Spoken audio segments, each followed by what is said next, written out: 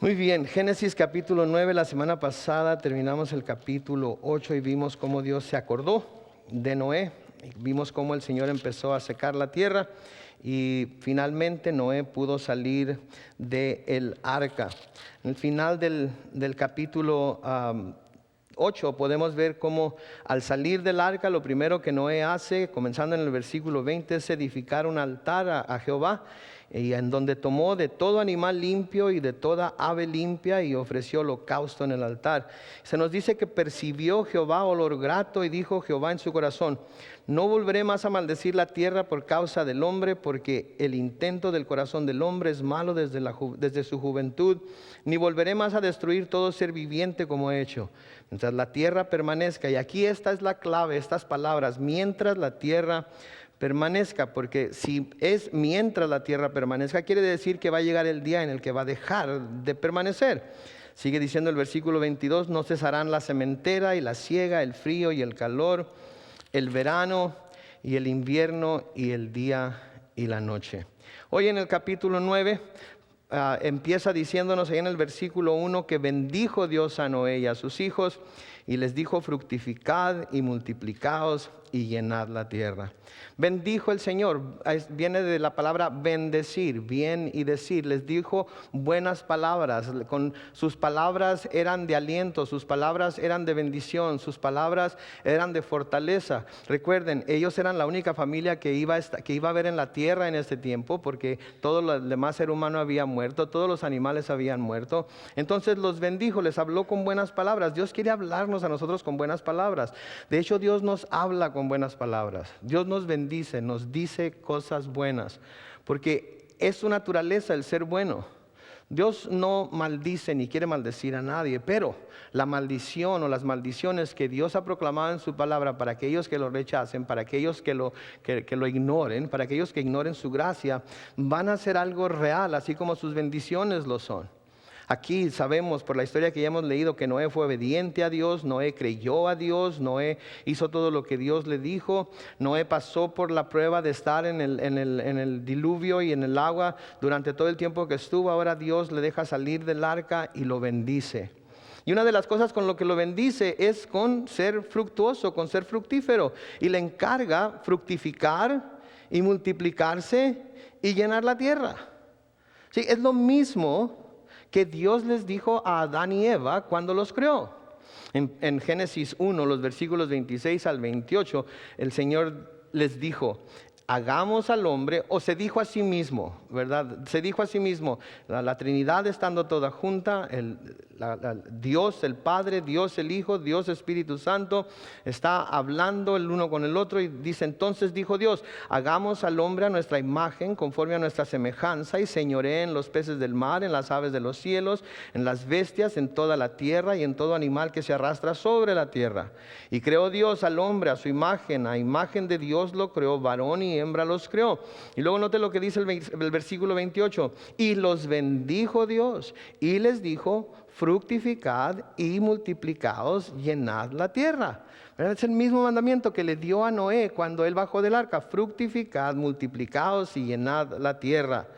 Pero luego les da más instrucciones, les dice: sojuzgadla y señoread en los peces del mar, en las aves de los cielos, en todas las bestias que se mueven sobre la tierra. Creo que está muy claro aquí que la intención de Dios al crear la tierra no fue crear una bola, ¿verdad?, azul, que se mira hermosa del cielo, para mantenerla vacía, para mantenerla desordenada. Creo que el Señor creó la tierra para la bendición del hombre, a quien creó a su imagen y semejanza, y le dio la habilidad de reproducirse para llenar esa tierra.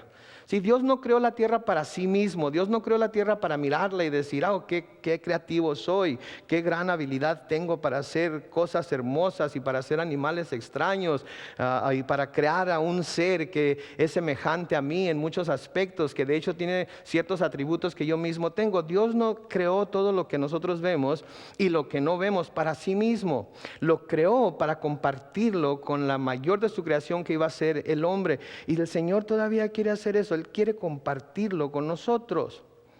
Sí, Él quiere que nosotros disfrutemos de todo lo hermoso que Él creó. Él quiere que nosotros seamos bendecidos por todo lo que Él hizo y puso aquí en la tierra y en los cielos, y lo somos. ¿No es cierto? Cuando vemos un amanecer, los que nos gusta levantarnos temprano y vemos hacia el oriente y vemos cuando el sol parece que va subiendo, no es que el sol vaya subiendo, el sol está estático en donde se encuentra, pero la tierra en su movimiento de rotación llega el momento en el que parece que el sol está subiendo, y se ve hermoso cuando sale en el oriente y se ve cómo corre a través del cielo, y los atardeceres en el mar se ven preciosos. También es una bendición que Dios nos ha dado. Sí, la habilidad para ver las estrellas, la habilidad para ver la luna, la habilidad que ha dado al hombre para inventar telescopios que pueden ver hasta grandes detalles de los planetas. Sí, la habilidad que le ha dado al hombre para enviar vehículos espaciales, ahora últimamente a Marte, que han de hecho navegado por el terreno de Marte y que nos han dejado ver tantas cosas acerca de lo hermoso que es el planeta, ¿verdad? Dios quería bendecir al hombre, y una de las maneras en las que lo quería bendecir era que se fructificara, que se multiplicara, que llenara la tierra de seres semejantes a Él. Todos necesitamos seres semejantes a nosotros, ¿verdad? Decía la hermana, venía a la iglesia y me sentía excluida, no me sentía como uno de ustedes, pero ahora que ha recibido a Cristo, sabe que todos y cada uno de nosotros somos sus hermanos en Cristo y nos ve como su familia. Sí, esa es una de las razones por la que la iglesia existe. Pero aquí en la iglesia es donde venimos todos como familia a buscar a nuestro Padre Celestial, a buscar su fortaleza, a buscar su consuelo, a buscar su gracia, a buscar su amor. Y por eso le cantamos. Luego en el versículo 2, de nuevo algo semejante a lo que le dijo a Adán y Eva cuando los llama a sojuzgar la tierra. Les dice: el temor y el miedo de vosotros estarán sobre todo animal de la tierra y sobre toda ave de los cielos, en todo lo que se mueve sobre la tierra y en todos los peces del mar. En vuestra mano son entregados. De nuevo, lo mismo que le dijo a Adán y Eva en el versículo 28 del capítulo 1, sojuzgad la tierra. Sean los señores de la tierra, sobre todos los peces del mar, sobre las aves del cielo, en todas las bestias que se mueven. Ahora, antes había una comunión, parece ser, entre el hombre y los animales, entre el hombre y la fauna que Dios había creado. Pero ahora, después del diluvio, el Señor ha puesto un temor, un miedo en los animales en contra del hombre o para con el hombre. Y yo creo que eso es algo muy, muy evidente, ¿verdad? Cuando nosotros nos acercamos a un animal, aun cuando el animal sea salvaje, su primer instinto es correr, su primer instinto es alejarse. Sí, lo vemos en la naturaleza ahorita. El hombre se acerca a un animal y el primer instinto del animal es no acercársele. El animal no quiere tener nada que ver con el hombre. Sí, los animales se alejan de él. Los animales se esconden de él. Sí, tiene que pasar algo muy, muy serio, como la falta de alimento o que se le haya perdido algún cachorro o algo, algún animal salvaje para que se pueda acercar a donde está cerca del hombre. Sí, muchas veces, no sé si a ustedes les ha tocado, pero en la Laguna Salada ya de Mexicali, entre Mexicali y La Rumorosa, hay mucha víbora de cascabel. Sí, hay veces que anda uno por ahí entre la laguna seca y mira piedras y están las víboras de cascabel arriba de las piedras asoleándose. Sí, y pasa uno en el carro y lo primero que la víbora hace, no brinca para tratar de morder la llanta del carro o para tratar de meterse al carro. Al contrario, pela gallo en dirección opuesta. Porque sabe que es algo que pudiera amenazarla. Ahora, si va uno y le busca, si va uno y le pica ahí y le empieza a mover, obviamente va a querer morder. Pero normalmente los animales huyen, y es porque el Señor puso esto en ellos después del diluvio. Yo creo que esto es muy importante que lo veamos, porque a veces tenemos la tendencia a pensar como los naturalistas, ¿verdad? Que todo esto que sucede con los animales, todo lo que sucede con los hombres, todo es natural. Eso es la naturaleza la que los creó así, con esos instintos. No, fue Dios el que los creó así. Fue Dios el que puso esto en ellos, en sus instintos. Porque Él es el creador de todo. Ahora, uno de los versículos, personalmente uno de mis versículos favoritos, es el versículo 3 de Génesis 9, porque note lo que dice: Todo lo que se mueve y vive os será para mantenimiento. Así como las legumbres y plantas verdes os lo he dado todo. En otras palabras, de aquí en adelante pueden comer carne. Todo lo que se mueve. ¿Sí? Las vacas, los venados, los marranitos. Todo lo que se mueva y tenga vida, de aquí en adelante lo pueden comer. Gracias a Dios por ese día. No me imagino una existencia con puros vegetales. No me imagino una existencia con puros smoothies verdes. ¿Ok? Aunque mi idea de un smoothie verde es comprar Apple Jacks de esos verdes, ponerlos en un vaso de leche y molerlos con la NutriBullet y queda verde. Así es que puedo decir que estoy tomando smoothies verdes. Pero no me imagino una vida en la que lo único que podemos comer son vegetales. Lo siento los que son vegetarianos y no es por hablar mal de ellos ni mucho menos, pero no me imagino yo una vida sin tocino, una vida sin jamón, sin carnitas, en salsa verde. No me la puedo imaginar. Es inconcebible para mí. Es curioso, ¿no? Cómo a veces nos damos cuenta de las cosas que se comen en otros países o en otras culturas y nos preguntamos, ¿cómo se les ocurriría que eso se podía comer? ¿No es cierto? Va uno al sur de México y come chapulines. ¿A quién se le prendió el foco de tostar un montón de chapulines, ponerlos en una tortilla, echarle salsa y comérselos? ¿A quién se le prendió el foco de comer nopales? Por el amor de Dios, los nopales. O las tunas. ¿A quién se le ocurrió por primera vez tratar de maniobrar una tuna y pelarla y comérsela con tal? ¿Por qué? Bueno, de nuevo, Dios le dijo al hombre, Dios le dijo a Noé, que todo lo que tiene vida y todo lo que sea legumbre y vegetal, todo es bueno para comer, todo le fue dado. Dios determinó y permitió al hombre que usara todo lo que tuviera vida y se moviera para su mantenimiento, para que comiera. ¿Sí?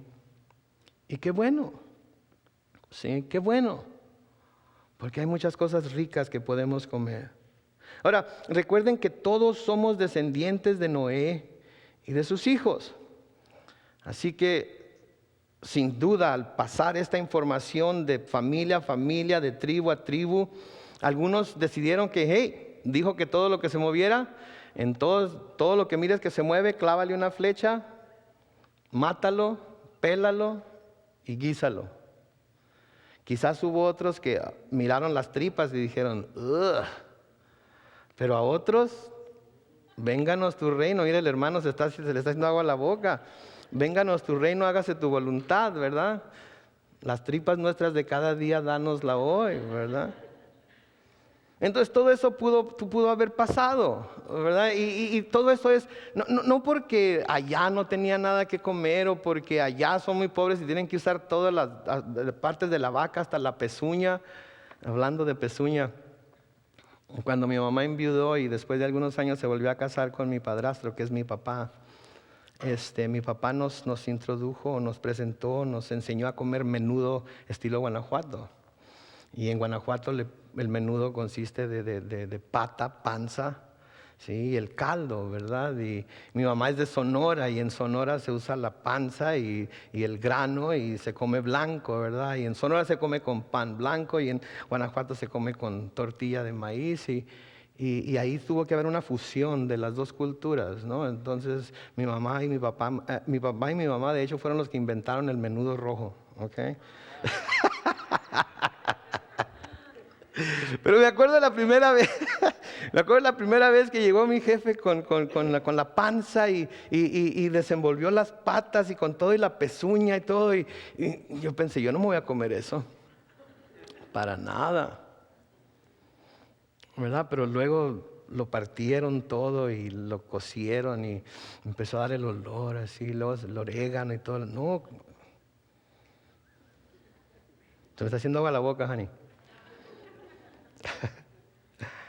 Entonces, no fue porque por todas estas cosas culturales o que así es el hombre. No, Dios hubo un momento en el que dijo, todo lo que se mueve, todo lo que hay, cómanselo. Y obedeciendo ese mandamiento, algunos hijos de Noé se comieron todo, otros hijos de Noé, descendientes de Noé, decidieron que no iban a comer todo, pero todos se lo comieron. Pero estamos viviendo en unos tiempos, no sé si ustedes se han dado cuenta, que todo tiene algo de malo, nada podemos comer ya, ¿no es cierto? Que los huevos tienen mucho colesterol, no coman tanto huevo. No es cierto, la proteína del huevo es buena, coman todo el huevo que quieran. Que el café es malo por ustedes por la cafeína y el corazón y que así es que no tomen café. No, el café tiene algunos beneficios, que tomen todo el café que quieran. ¿Sí? Que puro verde, que puro kale. ¿Saben lo que es kale? ¿Sí? ¿Qué es en español? ¿Alguien sabe qué es kale? Yo creo que es quelite. Pudiera ser, ¿no es cierto? Digo, kale, quelite. Bueno, a mí me gustó quelite y se le va a quedar quelite. ¿Cuándo menos aquí? Sí, y que todo orgánico y que todo verde y que todo esto y que todo...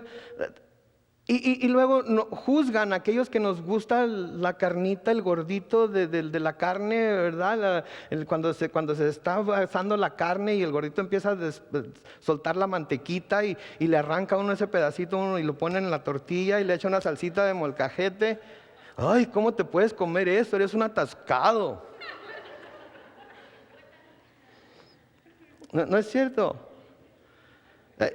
¿Saben qué? Miren, se oye tan curioso, se oye tan chistoso, pero ¿sabe usted que esa manera de ver las cosas, inclusive en los alimentos, son algunas de las señales de los últimos días?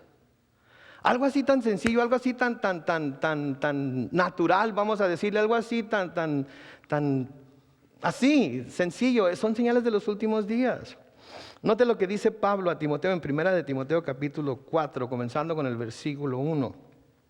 Pero el Espíritu dice claramente que en los postreros tiempos algunos apostatarán de la fe, escuchando a espíritus engañadores y a doctrinas de demonios, por la hipocresía de mentirosos que teniendo cauterizada la conciencia, note el versículo 3, prohibirán casarse y mandarán abstenerse de alimentos que Dios creó para que con acción de gracias participasen de ellos los creyentes y los que han conocido la verdad.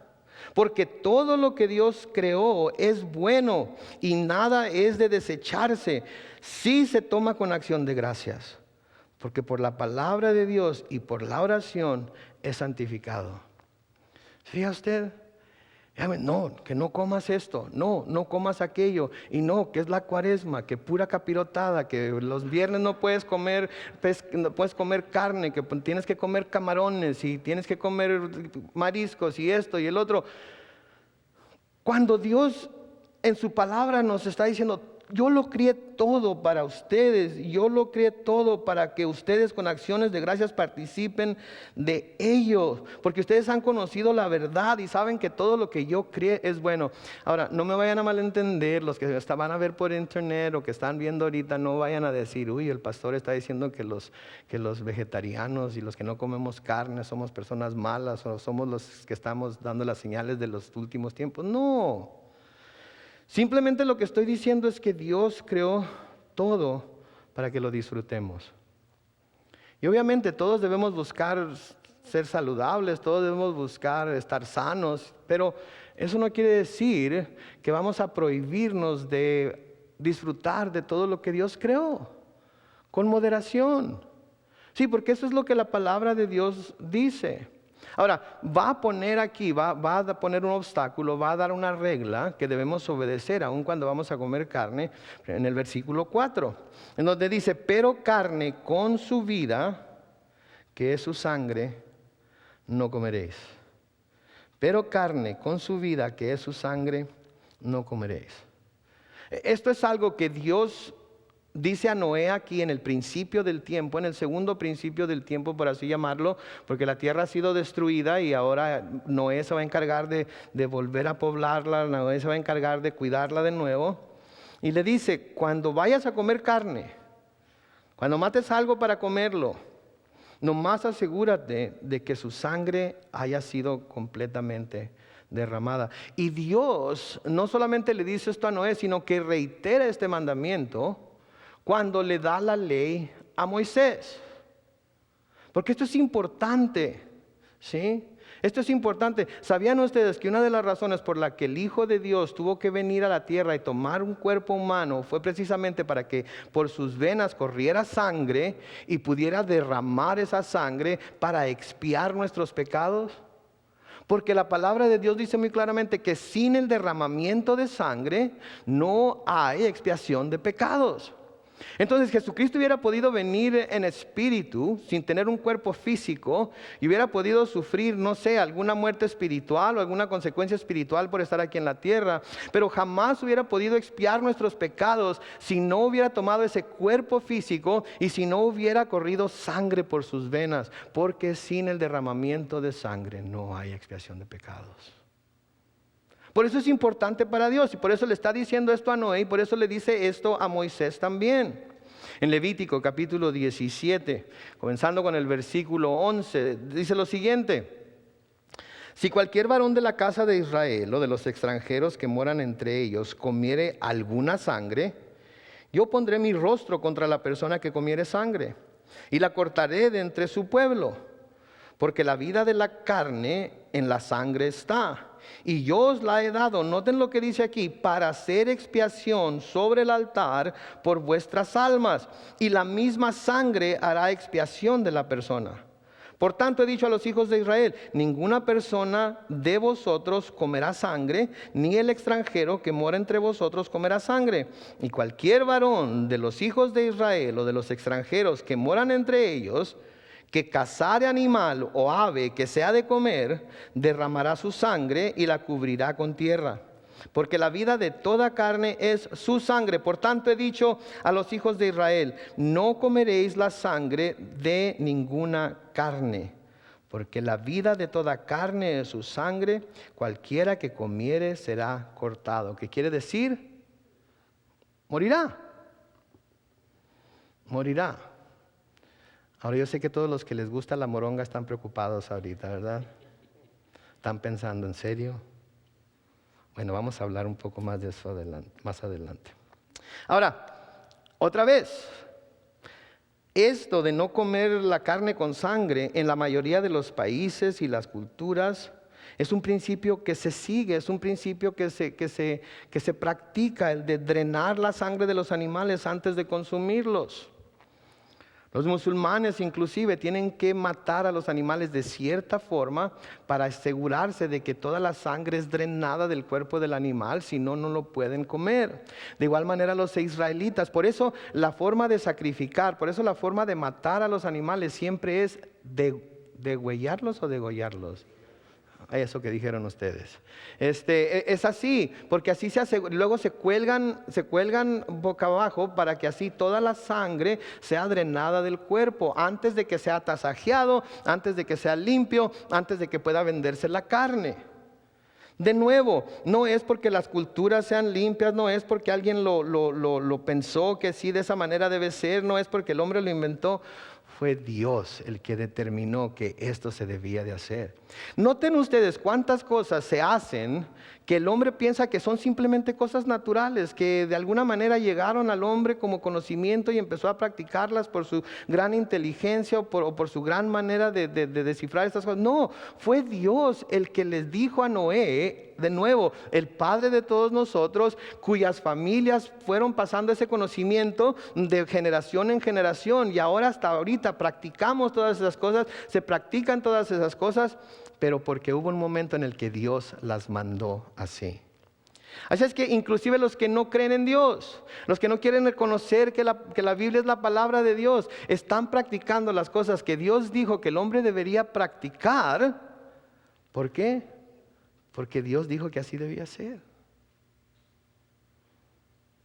¿No se les hace curioso? A mí se me hace curioso, cuando estaba preparando se me hace curioso, porque todo lo que Dios, se rebelan contra Dios y no quieren hacer caso de lo que Dios dice, pero hay tantas cosas que el hombre hace porque Dios así dijo que tenían que ser. Y no es por su naturaleza. Entonces en la mayoría de los países y culturas se sigue este principio de drenar la sangre de los animales antes de consumirlos. Pero hay algunos en los que inclusive la sangre se toma o se cocina, ¿verdad? Partes de México, la moronga es algo que se come todo el tiempo. A mi papá le encantan los tacos de moronga. Me acuerdo cuando era chamaquito, yo creo que algunos de ustedes lo han escuchado antes. Tenía un tío que su fama era su habilidad para matar un cerdo con una sola puñalada, porque sabía exactamente en dónde estaba el corazón del cerdo y inmediatamente en cuanto atravesaba el corazón el cerdo moría y no hacía mucho ruido. Pero una de las cosas que a mis tíos les gustaba hacer era, cuando este tío iba a matar al cerdo, traer un vaso y cuando empezaba a salir la sangre, poner el vaso y llenar el vaso y luego se la pasaban los unos a los otros tomándose la sangre así caliente. Después de que drenaban la sangre, la drenaban en un sartén y luego la cocinaban a las brasas en el sartén y así le ponían cilantro y cebolla y todo, y se la comían. Se usa.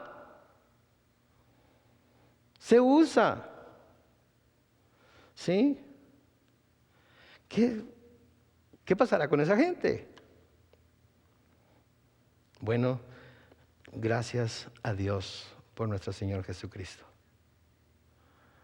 Porque después de que Jesucristo vino y después de que Jesucristo nos mostró que toda la ley que Dios había dado desde el principio hasta que Él vino era simplemente una sombra de lo que Jesucristo iba a hacer, cuando Él finalmente nos reveló las intenciones de Dios en las leyes que dio, todas esas leyes dietéticas, todas esas leyes de lo que se puede comer y lo que no se puede comer, todas esas leyes de cómo se debe matar un animal o no se debe matar, todas esas leyes que tenían que ver con ritos religiosos, todas esas leyes que tenían que ver con las acciones del hombre para con Dios, desaparecieron y ahora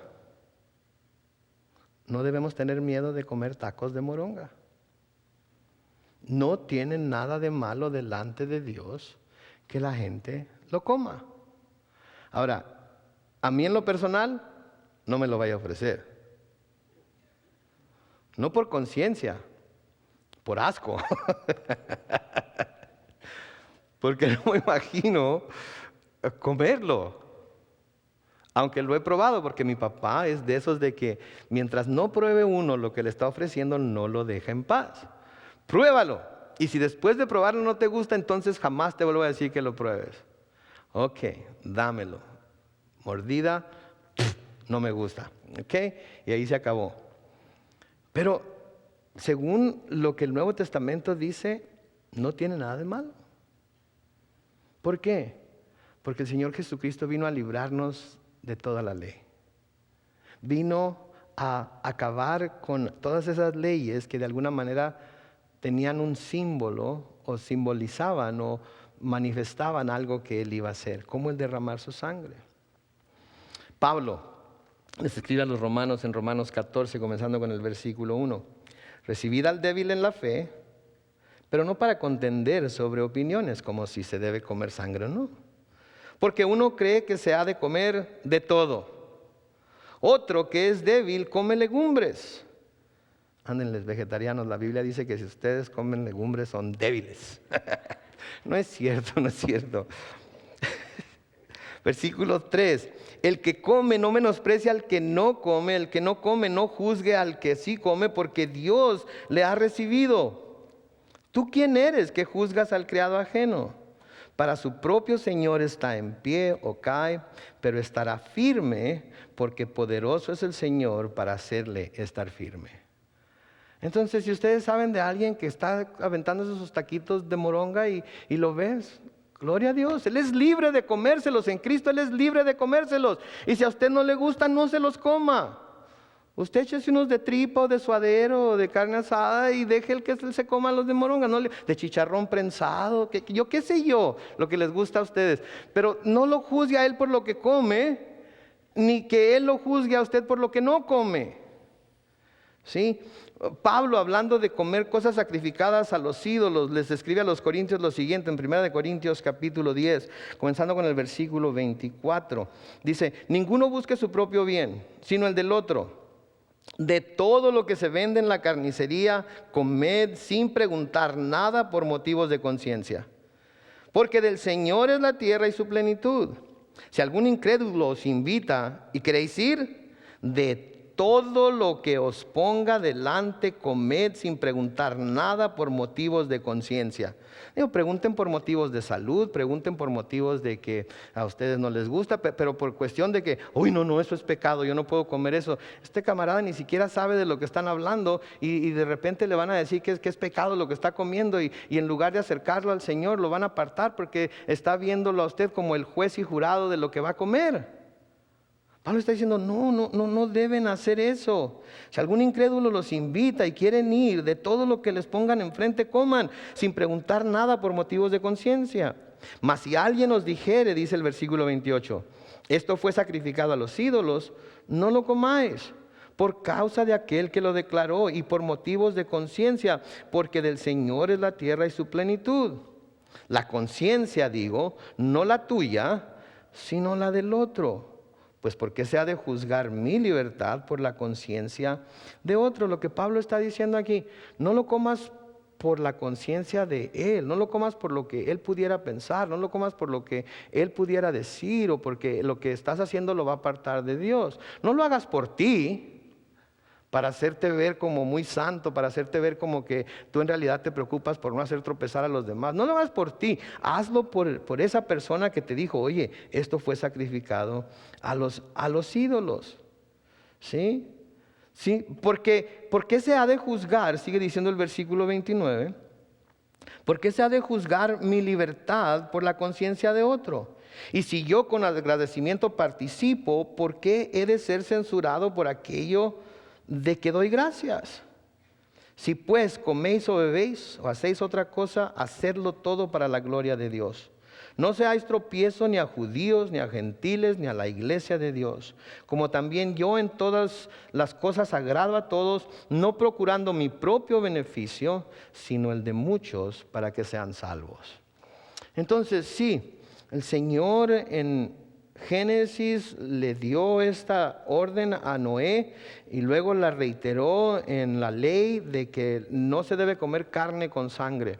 Pero cuando el Señor Jesucristo vino y cumplió con todos los requisitos de la ley, esas leyes quedaron hechas a un lado. Esas leyes ya no deben, no es que no deban, no tienen que ser respetadas. Hablando de la ley dietética, hablando de las leyes religiosas, hablando de todas esas leyes que habían sido impuestas únicamente como algo que estaba señalando lo que Cristo iba a hacer después. Ahora, la ley moral de Dios, ¿verdad? Los 10 mandamientos.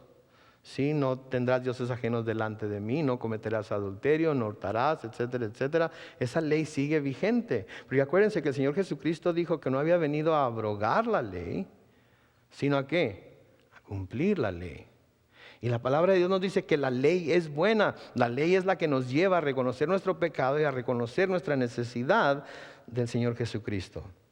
Versículo 5 de Génesis 9 dice, porque ciertamente demandaré la sangre de vuestras vidas, de mano de todo animal la demandaré, y de mano del hombre, de mano del varón su hermano demandaré la vida del hombre. Siendo entonces que la vida está en la sangre, lo que Dios está diciendo aquí es que cualquiera que derrame la sangre, y debo decir del hombre, sufrirá las consecuencias de sus hechos. Ya sea que la sangre del hombre sea derramada por un animal o por otro hombre, el que derrame la sangre del hombre, y de nuevo debo hacer hincapié, del hombre, va a pagar las consecuencias. Y lo podemos ver aún en nuestros tiempos, cuando un animal salvaje mata a un ser humano y se lo come, ¿sí? ¿Qué es lo primero que se busca hacer? Se busca encontrar a ese animal y ¿qué? Matarlo. ¿Por qué? Porque ya probó la sangre de hombre. Y una vez que prueba la sangre de hombre, una vez que se atreve a atacar a un hombre, acercársele a un hombre para atacarlo, le pierde el miedo. Y ahora puede acercarse en cualquier momento y matar al hombre y comérselo. De tal manera que no se le da la oportunidad para volver a atacar a otro ser humano. Se mata inmediatamente para que no vuelva a atacar a otro ser humano, porque es un hecho de que lo va a hacer. Cuando se encuentra algún león montés aquí en las montañas de San Diego y ataca a alguna persona, lo buscan no para ponerlo en un zoológico, no para ponerlo en algún resguardo para fauna salvaje lo buscan para matarlo exclusivamente porque ha probado la sangre del hombre, ha probado la sangre humana y ha perdido el temor a los seres humanos. Y si un hombre o ser humano derrama la sangre de otro, bueno, mire lo que dice el versículo 6. El que derrame la sangre de hombre, por el hombre su sangre será derramada, porque a imagen de Dios es hecho el hombre. ¿De qué está hablando aquí el Señor? Básicamente lo que está hablando aquí es de la pena de muerte. El que mata a alguien debe morir.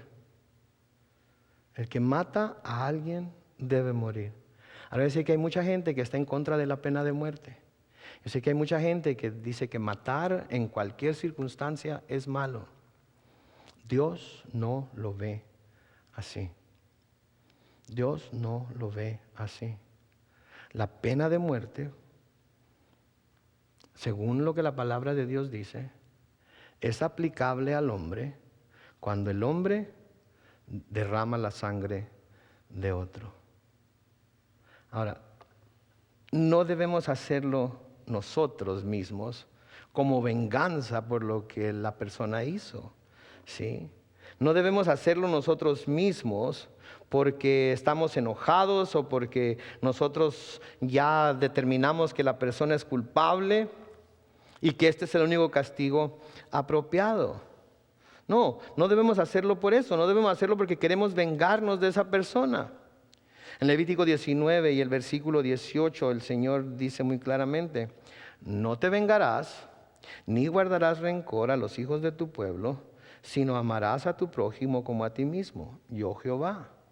Este castigo entonces de la pena de muerte se le aplica a aquella persona que con premeditación, alevosía y ventaja, con el único afán de hacer daño, de hacer mal, ataca y mata a otra persona. Y no podemos decir aquí que esta es una ley que solamente Israel está sujeto a ello, porque recuerden una vez más, Israel aquí aún no existía. Esta es una ley que se da a toda la raza humana y está basada en la soberanía de Dios, calificado por su carácter justo y propuesto para el bien de la humanidad. Cuando leemos a través de toda la ley del Antiguo Testamento, las ofensas grandes, las ofensas capitales, todas eran las personas que las cometían sentenciados a muerte. Porque el Señor, según Dios, es la única manera de erradicar la maldad de la tierra en la cual Israel iba a entrar.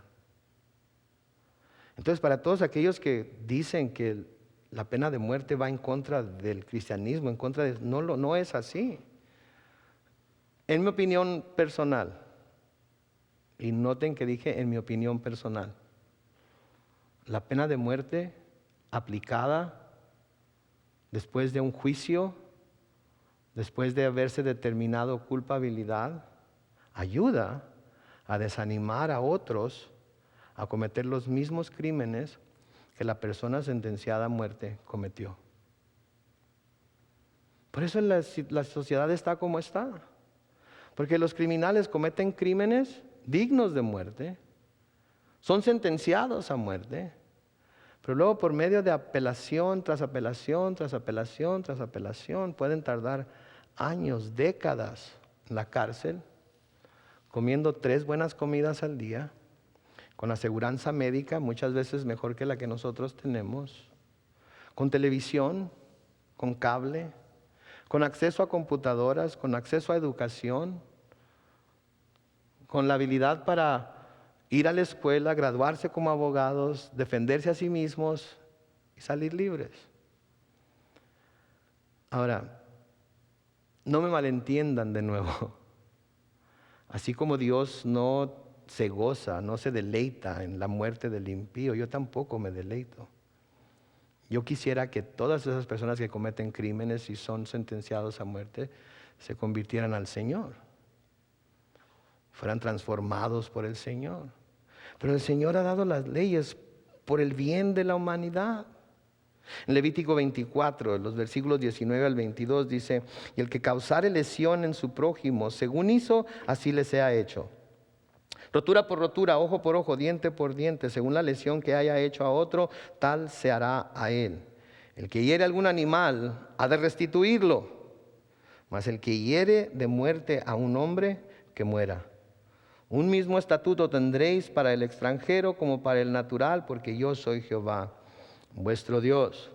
Deuteronomio capítulo 19, versículos 15 al 21, dice lo siguiente: no se tomará en cuenta a un solo testigo contra ninguno en cualquier delito ni en cualquier pecado en relación con cualquier ofensa cometida.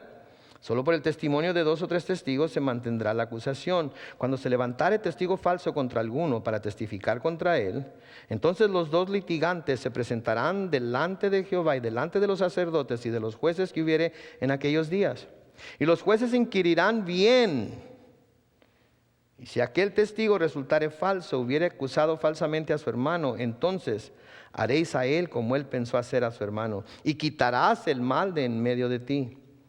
Y los que quedaren oirán y temerán, y no volverán a hacer más una maldad semejante en medio de ti.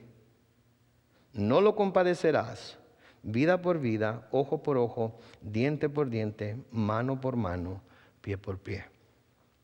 Ahora, yo sé lo que muchos están pensando, pero que Jesucristo no nos dijo que debemos perdonar, que Jesucristo no nos dijo que debemos volver la otra mejilla, que Jesucristo no nos dijo que debemos, que si tan solo piensan en su mente, porque Él mismo dijo, habéis escuchado que los antiguos decían no matarás, pero yo les digo que si hablan con ira, con enojo a su prójimo, ya son dignos del concilio. Entonces, ¿en dónde queda eso? Bueno, acuérdense, no somos nosotros los que debemos dictar la sentencia, no somos nosotros los que debemos cobrar esa sentencia. Deben de ser las leyes que han sido establecidas dentro de los diferentes países, y las leyes civiles, los gobiernos civiles son los que deben de determinar y llevar a cabo esa sentencia, porque para eso Dios los pone en el lugar donde están como leyes civiles, para castigar a los malhechores. El mismo Señor Jesucristo, ¿sí? Cuando Pedro, ¿se acuerdan? Pedro, el machetero, cuando saca la espada y le tira la cabeza al guardia del sumo sacerdote y le falla y le arranca la oreja, ¿se acuerdan?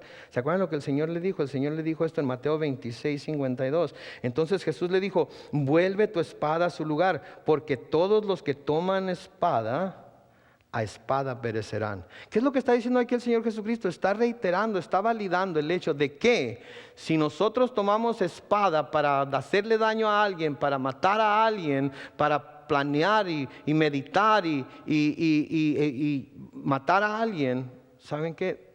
Deberíamos de morir.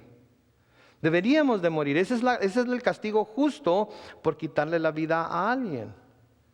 Cuando estamos hablando de personas particulares, cuando estamos hablando de personas que no somos ni jueces, ni jurado, ni tenemos una placa, ni tenemos nada que nosotros nos identifique como alguien que está habilitado por ninguna ley a llevar a cabo esa sentencia.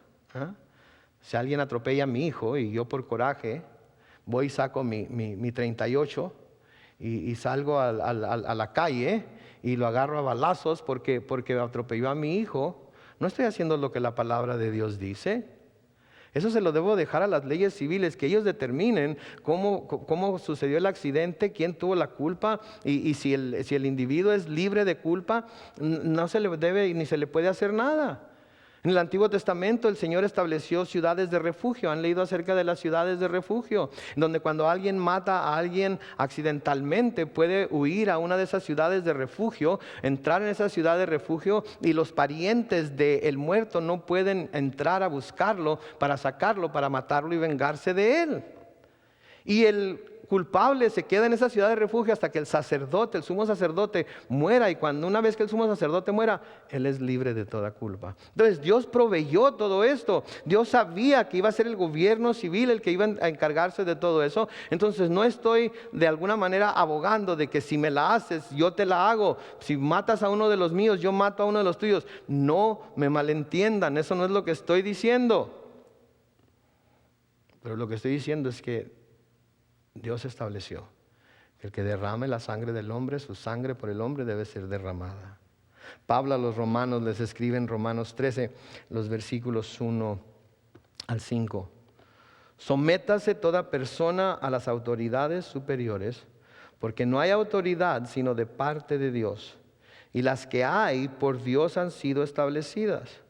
De modo que quien se opone a la autoridad, a lo establecido por Dios, resiste, y los que resisten acarrean condenación para sí mismos. Porque los magistrados no están para infundir temor al que hace el bien, sino al malo. ¿Quieres pues no temer a la autoridad? Haz lo bueno y tendrás alabanza de ella, porque es servidor de Dios para tu bien. Pero si haces lo malo, teme, porque no en vano lleva la espada, pues es servidor de Dios, vengador para castigar al que hace lo malo, por lo cual es necesario estarle sujetos, no solamente por razón del castigo, sino también por causa de conciencia. Noten, versículo 4, porque es servidor de Dios para tu bien, porque si haces lo malo, teme, porque no en vano lleva la espada. ¿Qué es una espada? ¿Es una espada para agarrar a nalgadas a alguien que comete una infracción? La espada es algo que se usa ¿para qué es la espada? La única razón por la que saca una espada es ¿para qué? Para matar. Esto es lo que está hablando aquí, lo que está diciendo aquí Pablo. Por eso los magistrados tienen la espada para castigar al que hace lo malo. En este caso, al que mata a un ser humano. Es algo que Dios estableció desde el principio, antes de la ley.